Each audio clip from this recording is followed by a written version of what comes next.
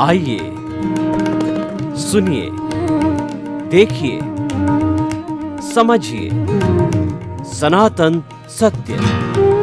जैसी दृष्टि वैसी सृष्टि, दृष्टि विज्ञान। कुदरत, कुदरती रचना एवं कुदरत के कानून से शाश्वत सुख की प्राप्ति। जोधपुर के परम पूज्य महात्मा उपासक प्रोफेसर डॉक्टर सोहन राज तातेड़ के निर्देशन में सनातन सत्य। जैसी दृष्टि वैसी सृष्टि, दृष्टि विज्ञान।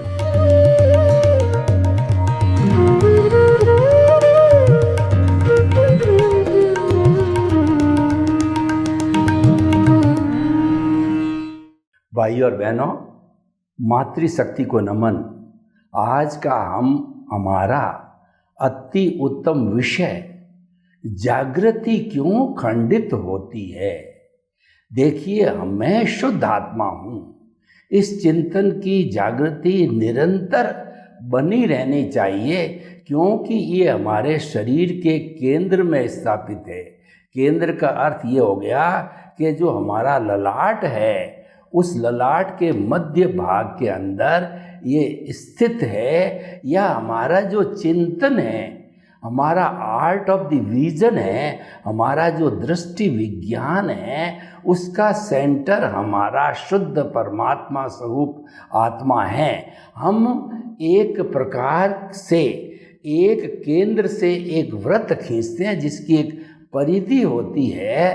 तो हमारी साधना का मूल मंत्र, सनातन सत्य का मूल मंत्र है कि केंद्र के अंदर सबसे पहले शुद्ध आत्मा परमपिता परमेश्वर को केंद्रित करो, उसकी प्राण प्रतिष्ठा करके शुद्ध भावों के साथ में उसको स्थापित करो। देखिए, एक शिल्पकार किसी भी भगवान की मूर्ति बनाता है, चाहे महावीर भगवान की हो, चाहे राम की हो, कृष्ण की हो, वह मूर्ति बनकर के जब रखी जाती है तब वह भगवान नहीं कहलाती है। कोई उसको हाथ जोड़ता, उसको पूजन नहीं करता है। लेकिन वही मूर्ति बड़े बड़े आचार्यों, मनीषियों के द्वारा और चतुर्विध धर्म संघ यानी श्रावक श्राविका और साधु साध्वी चारों की उपस्थिति के अंदर, जन समुदाय के बीच के अंदर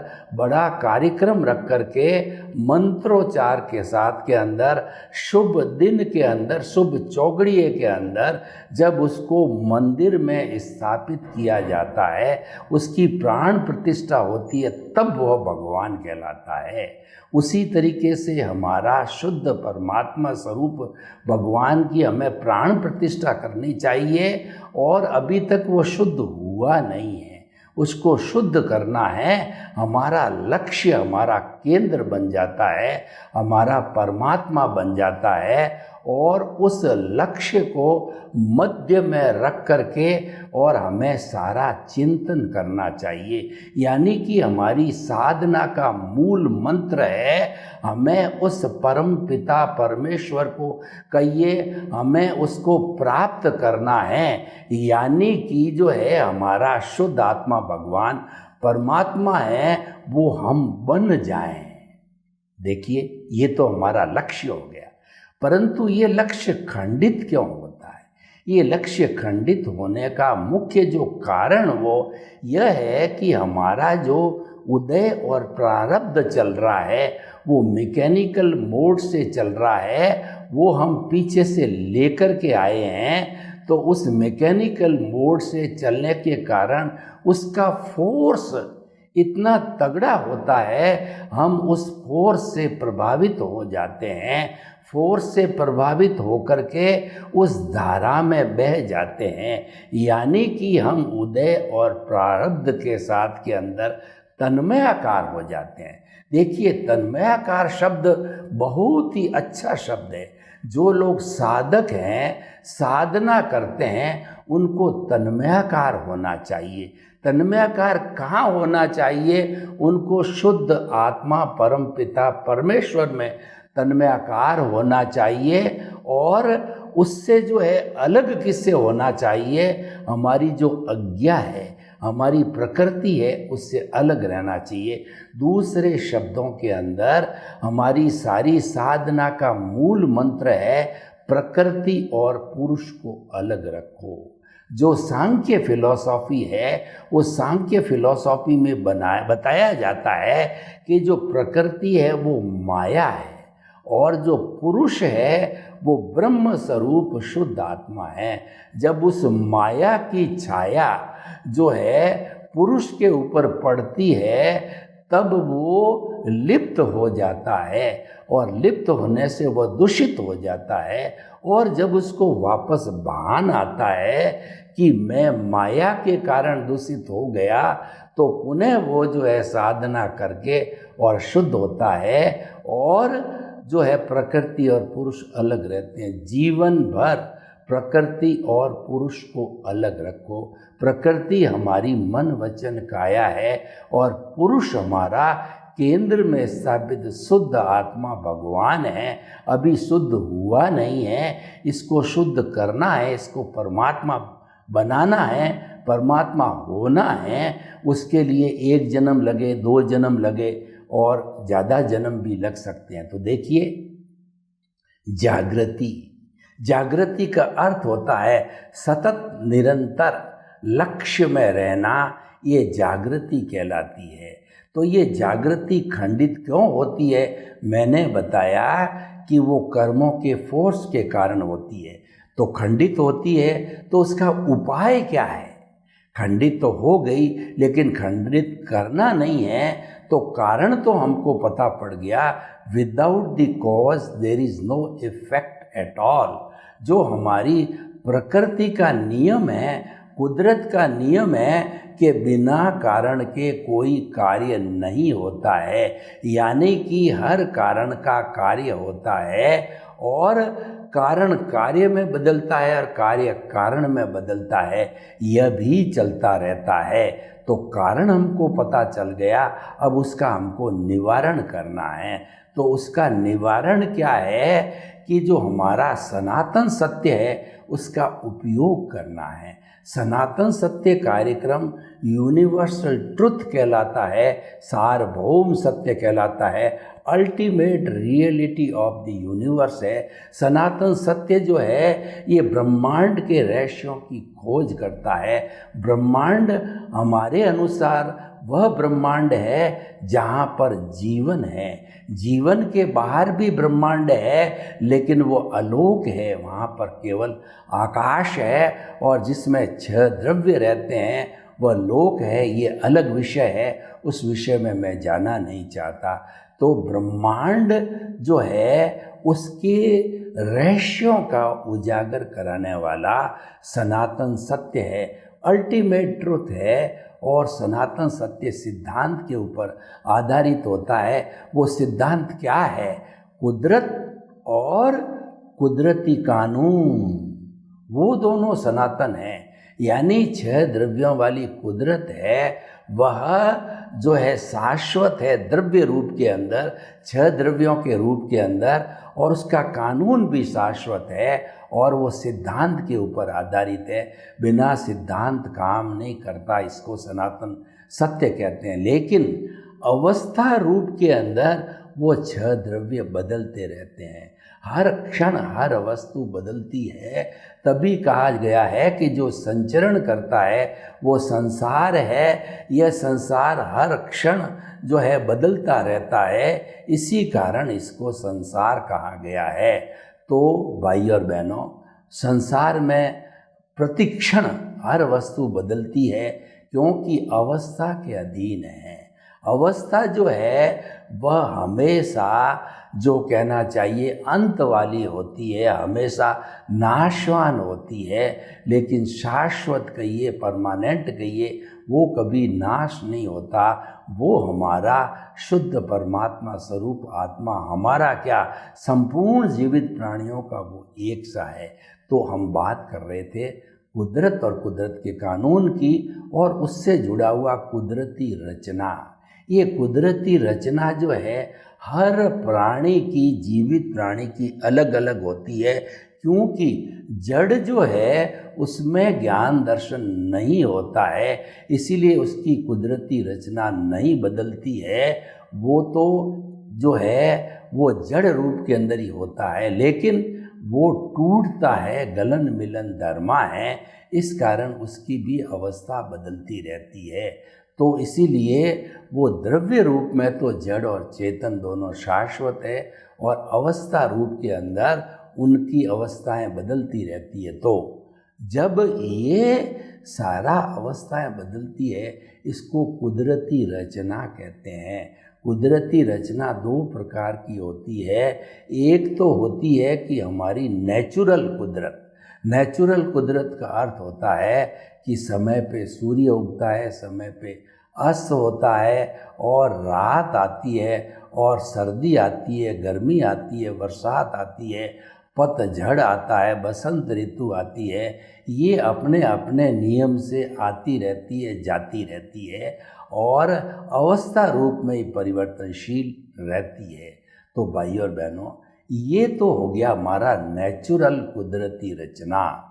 और एक जो जीवित प्राणियों की कुदरती रचना का अर्थ होता है उनका उनका जैसा भाग्योदय है, पुण्योदय है, पापोदय है, और कर्मों का भुगतान है, हिसाब है, परिणाम है, लेना है, देना है, डेबिट है, क्रेडिट है, वह भी हर क्षण बदलता रहता है, और उसका नियंत्रण करने वाली भी कुदरत है।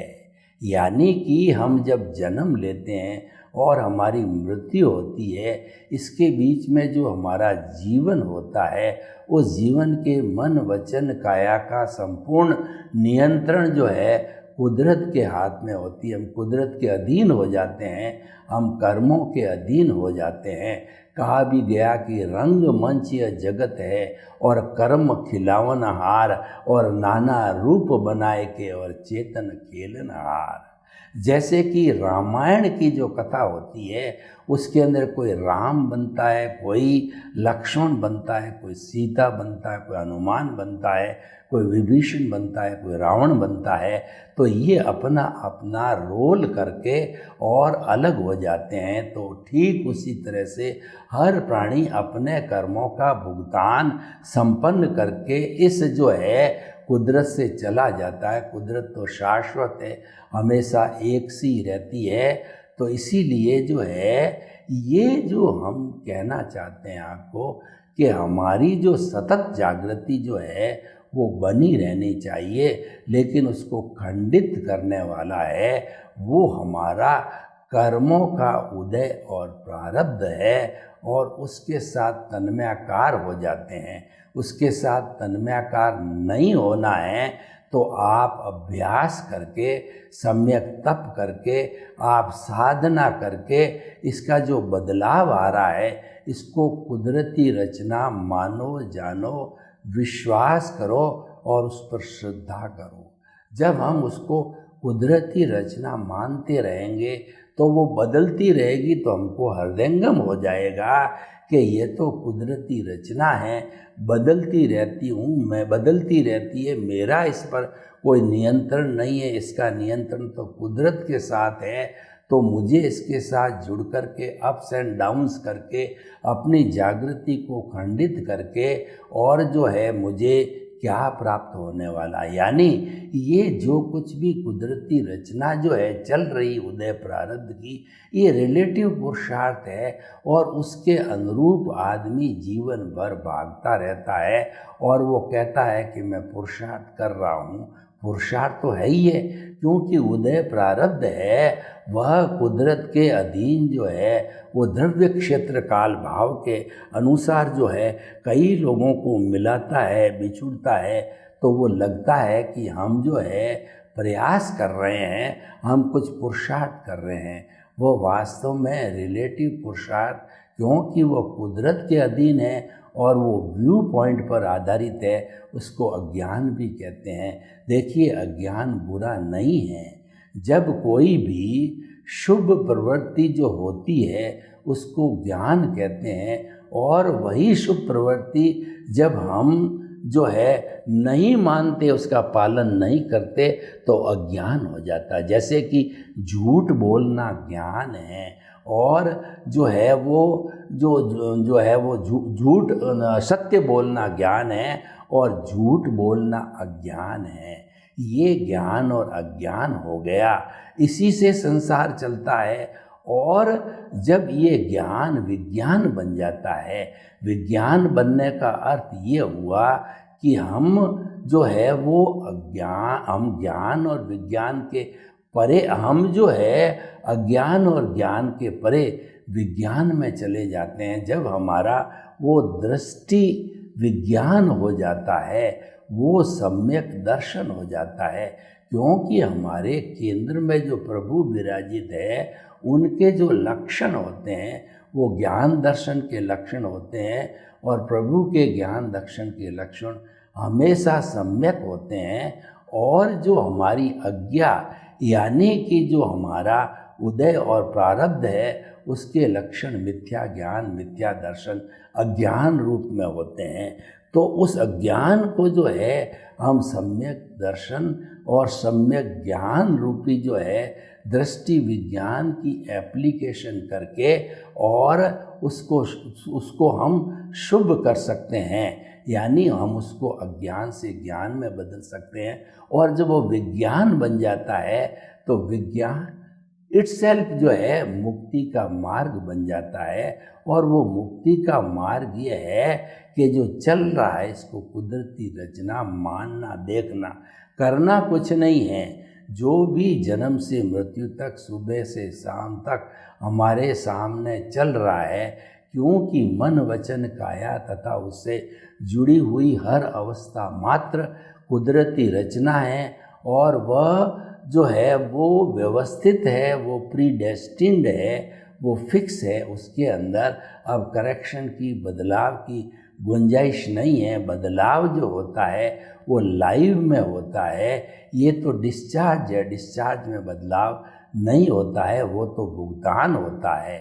तो हमारा जो लाइव पोर्शन है, जो कि हमारे प्रतिष्ठित आत्मा में होता है, वहाँ पर जो है हम इस सम्यक दर्शन, सम्यक ज्ञान को लगा करके और प्रोसेसिंग करके, ये प्रोसेसिंग फैक्ट्री है हमारी, जो कहना चाहिए प्रतिष्ठित आत्मा, उसमें हम इस कोई भी अज्ञान आता है, उस अज्ञान को हम जो है शुद्ध कर सकते हैं, और वह शुद्ध होकर के विज्ञान बन जाता है।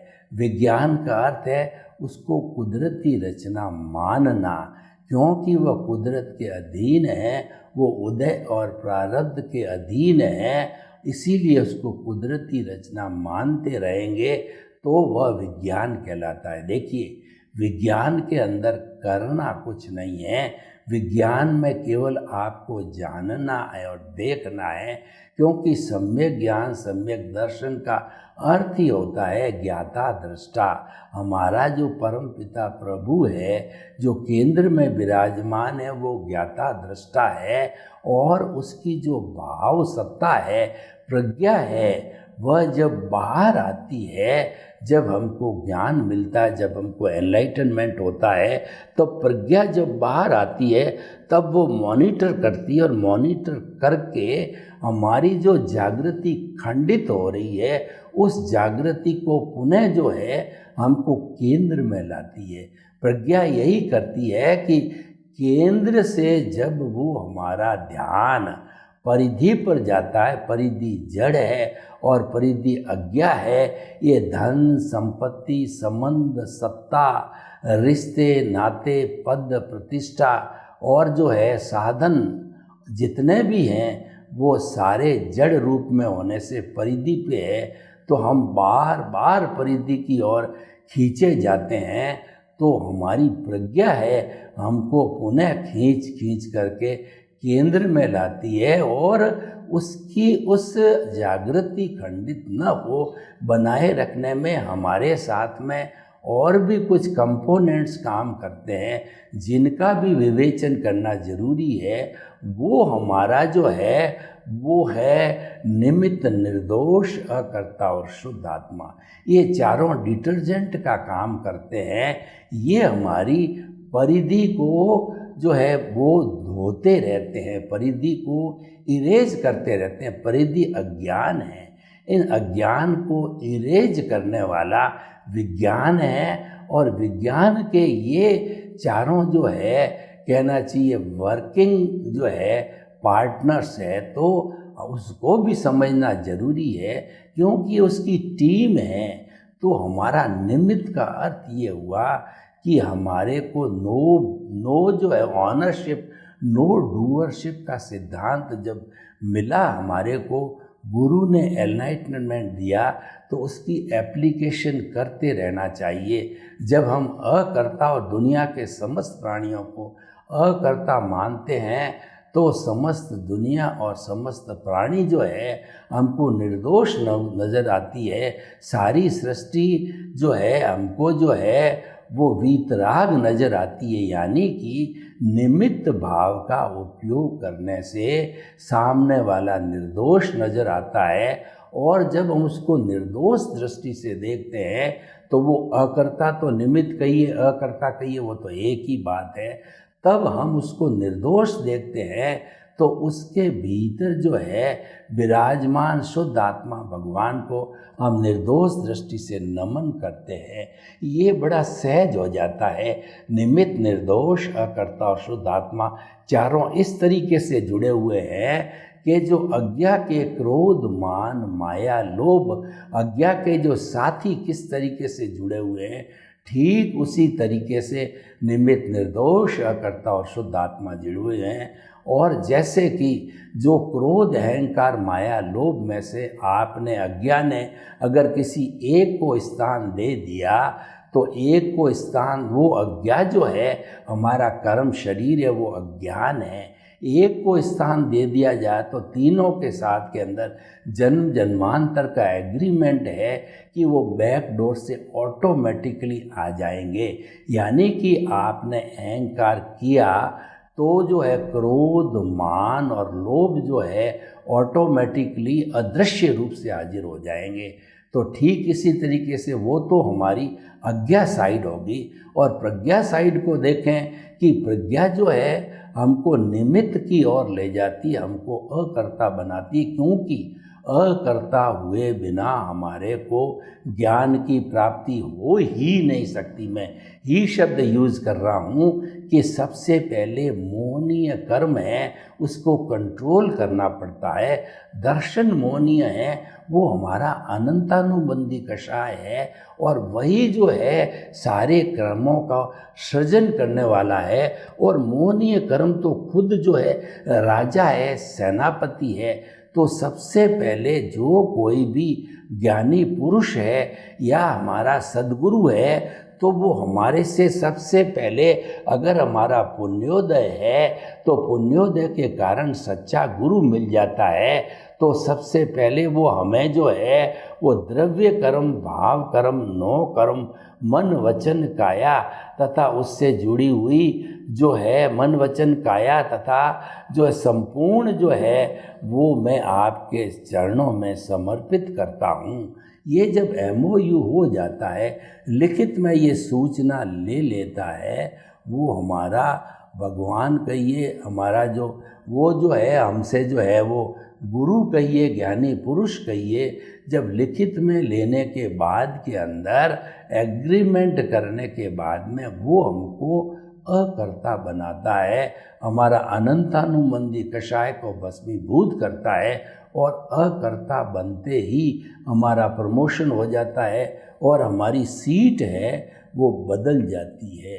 यानी हमारी जो सीट है वह जो है वो हमारी बहिर आत्मा से अंतर आत्मा हो जाती है, जिसके साथ के अंदर उद्यम करने वाली प्रतिष्ठित आत्मा भी होती है, और वो सारा पुरुषार्थ करती है, चाहे रिलेटिव पुरुषार्थ हो चाहे रियल पुरुषार्थ हो। ये पुरुषार्थ करने वाली फैक्ट्री है, क्योंकि दुनिया में लोग कहते हैं कि पुरुषार्थ के बिना कोई तरक्की नहीं है।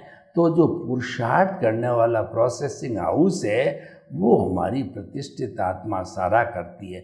तो हम आपको ये बताना चाहते हैं कि हमारी जो जागृति खंडित होती है उसके लिए कुदरती रचना देखते रहो, वो पुनः स्थापित हो जाएगी। सर्वे भवन्तु सुखिनः, सर्वे सन्तु निरामया। लोक के जीवों को सुख मिले, शांति मिले, आनंद मिले, प्रेम मिले, सौहार्द मिले, और हम सब कुदरती जितना देखते देखते मुक्ति को प्राप्त हो। आपके प्रति शुभ भावना, मंगल भावना।